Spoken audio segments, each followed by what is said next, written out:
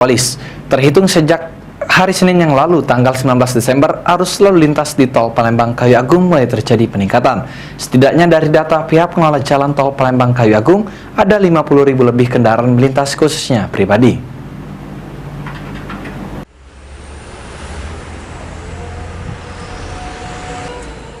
Terhitung sejak hari Senin yang lalu, tanggal 19 Desember, arus lalu lintas di Tol Palembang Kayu Agung mulai terjadi peningkatan. Setidaknya dari data pihak pengelola jalan Tol Palembang Kayu Agung, ada 50.000 lebih kendaraan melintas khususnya pribadi.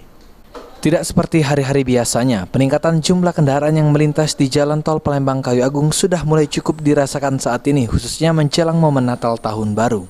Sejumlah kendaraan mulai dari truk hingga kendaraan pribadi melintas sehingga totalnya saat ini dari hari Senin yang lalu sampai Jumat telah mencapai 50.000. Kendaraan yang melintas sendiri diperkirakan ingin mengarah ke Provinsi Lampung.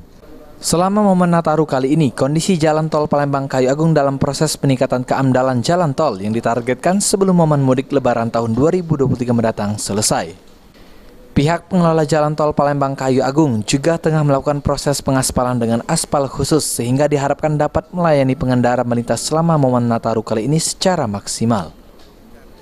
Ruas Kayu Agung Palembang, kondisi jalan tol secara umum saat ini kondisinya sedang dalam proses peningkatan keandalan jalan tol dengan metode rekonstruksi dan yang ditargetkan selesai 100% sebelum Lebaran 2023. Dalam rangka Nataru ini kami juga telah menyelesaikan tahap pertama rekonstruksi paralel dengan perbaikan patching, pothole dengan aspal khusus sehingga diharapkan dapat melayani pengguna jalan. Selain itu juga, saat Nataru ini, pengelola jalan Tol Palembang Kayu Agung menyiagakan 3 posko yang melibatkan pihak kepolisian, TNI, dan juga pemerintah daerah khususnya Dinas Kesehatan. Firman Hidayat, PAL TV.